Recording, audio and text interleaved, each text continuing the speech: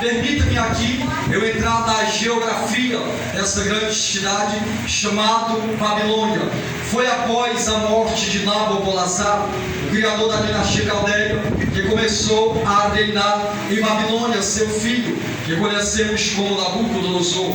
Nabucodonosor era muito jovem quando começou a reinar sobre Babilônia, mas não obstante a sua jovialidade, Nabucodonosor era muito inteligente, e além de inteligente, ele era audacioso. Logo, quando começou a reinar em Babilônia, Nabucodonosor, ele construiu alguns empreendimentos. Entre estes empreendimentos, compreende as ligações dos rios Tigres e Eufrates, numa extensão de 40 quilômetros, para proteger a cidade de invasões. Heródoto diz que Nabucodonosor elevou os muros de Babilônia para 102 metros de altura, ou 25 metros de largura.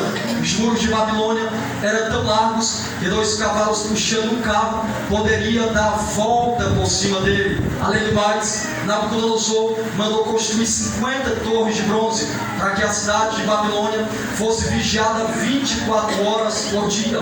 Cada bloco que compunha os muros de Babilônia tinha a efígie de Nabucodonosor, e a cidade era tão sofisticada que Heródoto diz que do muro para o início da cidade não media menos de 400 metros. Há 2.500 anos atrás, Babilônia já era uma cidade sofisticada, já havia casa de 3 e de 4 andares. Foi Babilônia que deu início ao striptease. A cidade de Babilônia era uma cidade mista. O deus principal da cidade de Babilônia chamava-se Bel, e a sua esposa, a deusa Estar.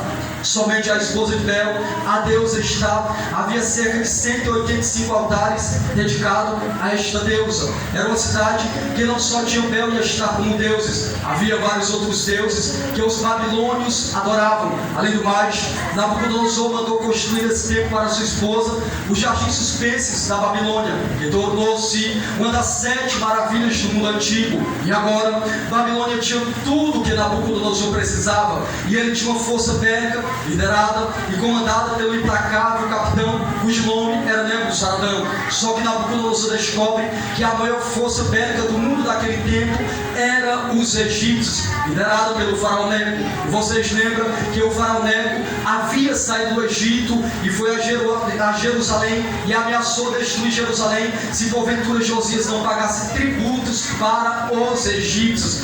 E o rei Josias pagou por um longo tempo tributos para os egípcios.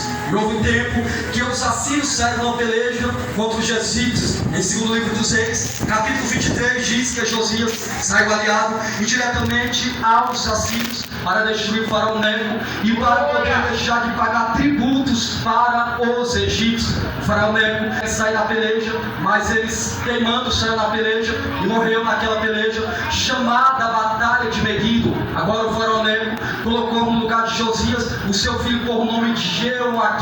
Nesse período que o rei do Egito coloca Jeoaquim no lugar do seu pai para reinar, ainda continuando pagando tributos para os egípcios. Agora Nabucodonosor saiu uma peleja contra o faraó Neco e venceu essa peleja. Esta é a famosa Batalha de Carquemes. Ele não só venceu o faraó Neco, mas também todos os países de controle vastos foram vencidos pelo implacável capitão Nebuzaradão. O capitão de Nabucodonosor, retornando para a Babilônia, Nabucodonosor descobre que dentre os despojos dos egípcios havia a cidade de Jerusalém, que continuava pagando tributos para os egípcios. Então Nabucodonosor, ele pegou o seu capitão e enviou a longínqua a Jerusalém para ameaçá-la, dizendo que se porventura Jerusalém não pagasse tributos para os babilônios, Nabucodonosor viria e destruiria a cidade.